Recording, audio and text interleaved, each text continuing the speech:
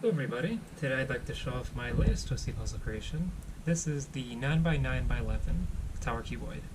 This is made from an MFJS Meilong 11x11 as well as 3D printed plastic extensions, and this puzzle has been post-processed, meaning the layers of the 3D printed extensions that touch one another have been sanded down to eliminate the scratchy 3D printed friction sound. And just really quickly, sound quality demonstration. As you can hear, it sounds pretty similar to that of an unmodified Meilong 11x11. Before we get too much into the turning, let's take a look at these stickers. These are standard shades, and I'm going to go ahead and put this into a checkerboard pattern.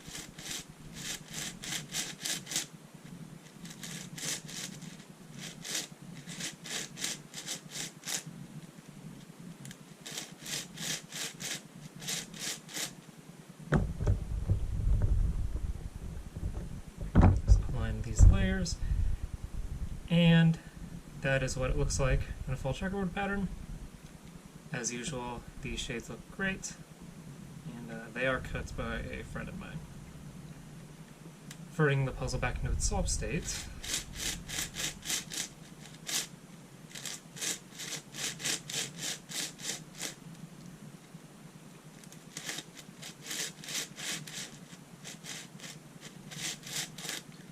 and for this puzzle, it should be noted that the higher order Meilong line puzzles above sizes of 8x8 do not come in any color other than stickerless, and as per usual, the internals of the puzzle are stickerless.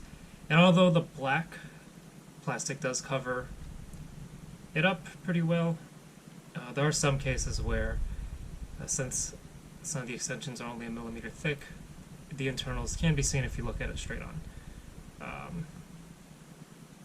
Right there, you can see some of the colors seeping through. And that's just one of the drawbacks of this. However, it generally has not been considered too big of a deal, but I just thought I would point that out. Now, this puzzle is quite compact for what it is, being a 9x9x11. However, it is still pretty large. Here it is with a standard size 3x3.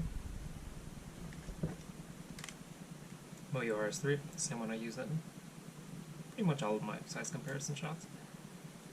And it is quite bigger. And just because I can and I have the opportunity, here is the 8x8x10. Let's see, let's get all these colors aligned, just because.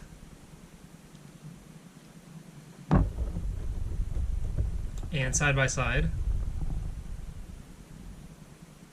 it is not substantially larger, but it is larger. And then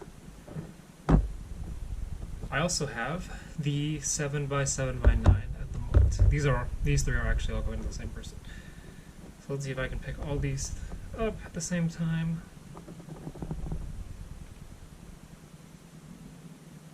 I think that's a pretty decent shot.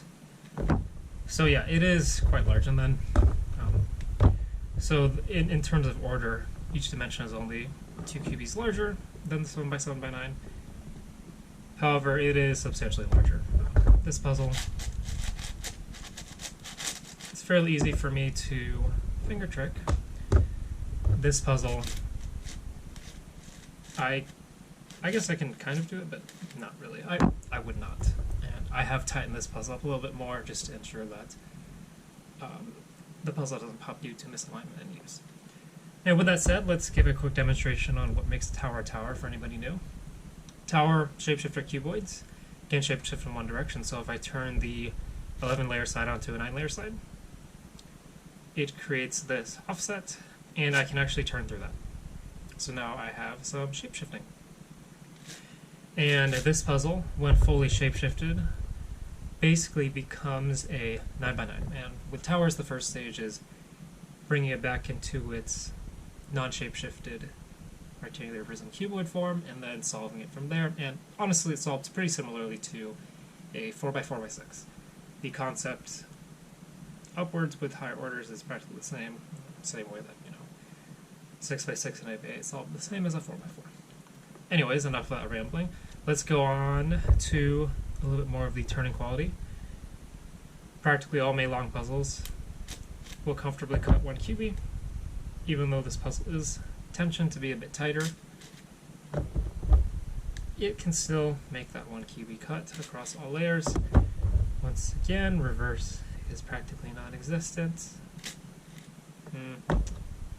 That did a little better than I thought it would.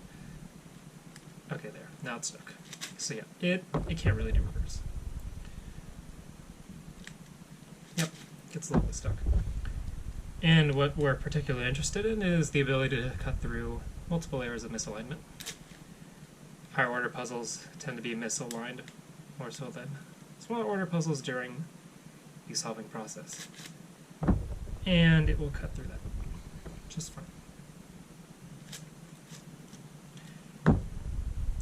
And in terms of cuboid algorithms, the one I like to do is the adjacent edge swap. And I'm going to do my best to do this, although the puzzle is a little bit large. It's hard for me to get my fingers around it.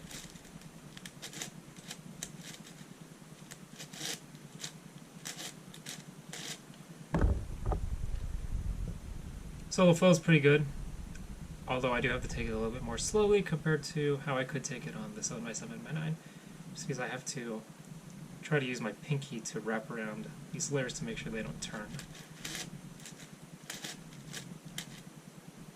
Wait, nope, I messed it up. Let's do this correctly.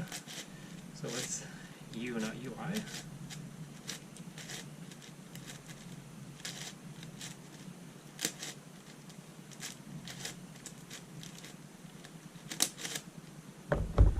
Alright, if I do it one layer down, it should be easier.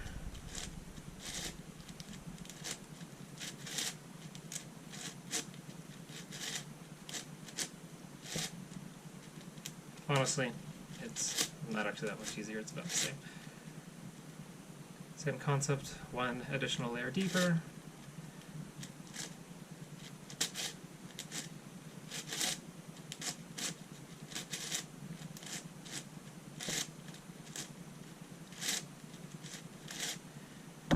And actually what I found is what's more comfortable is if I just use one hand to hold the layers that should not turn and primarily do all the finger tricking with the other hand. Another algorithm I can demonstrate is the final edge setup algorithm. I don't know if it's actually called that, but I'll just demonstrate it and show you what I mean.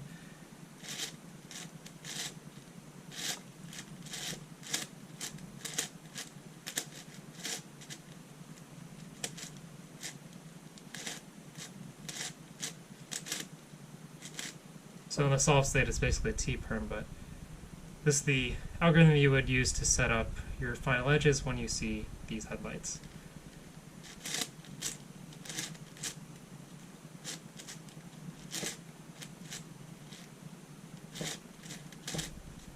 So as you can see, the turning is pretty smooth.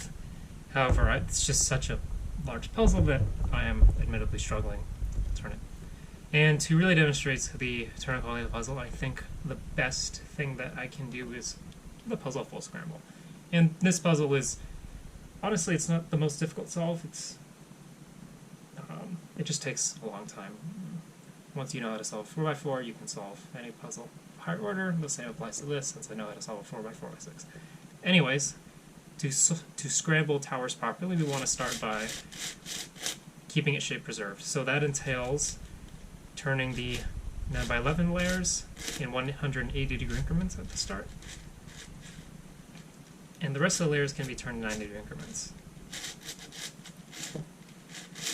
And the reason we want to do that, if we want a full scramble, is we want to disconnect the top two layers from one another before the bandaging occurs. If we just begin the scramble by turning all layers in 90-degree increments, we would bandage a lot of pieces together at the start before scrambling them, and the solve would be pretty similar to that of a 9x9. For the full tower solve experience, we want to scramble it like this.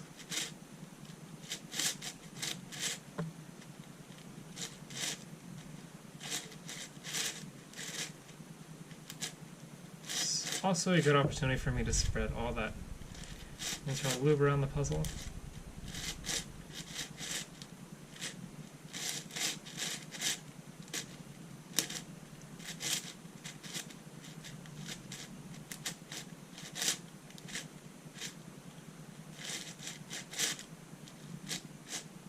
It's probably a little bit tighter than I would personally like the puzzle. However, I know that a lot of people who solve these puzzles, including the person that this puzzle is going to, are not necessarily speed cubers. And in this case, the customer prefers better tolerances, just to ensure the puzzle does not pop during the solve. And I'm trying to ramble a bit as I complete the scramble, but I believe this is a good state for this part of the scramble. So now that we've sufficiently scrambled that shape preserved, we can go ahead and turn all layers in 90-degree increments, and that will really start to shapeshift this puzzle. And when the puzzle becomes sort of a shard like this, the corner cutting capabilities become more important. Especially with higher order shape-shifting puzzles, it can be difficult to tell if the layers are aligned, like right here. That was off by 1. It's harder to tell because the cubies are a lot smaller. And the shape-shifting does not help with perception of whether or not the layers are aligned. Like right there. Those layers are completely misaligned. It's a little bit hard to tell though.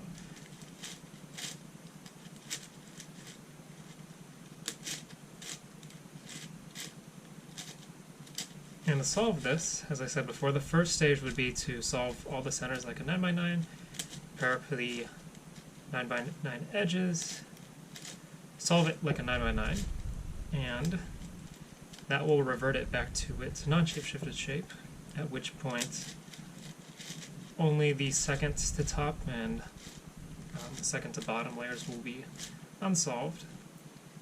You would then solve those layers through slice moves. And then you can solve the rest of the puzzle just like a standard cuboid, 3x3x5. So it's not the most difficult solve experience. And puzzles this large would be great for long airplane trips. Solving it will still take a significant amount of time, and it will certainly do well to kill the time. And we're reaching the point where I think the puzzle has been sufficiently scrambled. These layers are a little misaligned. Let's fix that. There we go.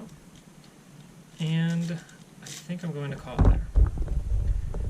So that is what a fully scrambled 9x9x11 tower shapeshifter cuboid looks like. And now I'd best go and solve this before I ship it out. So thank you all so much for watching, and I hope to see you in the next one.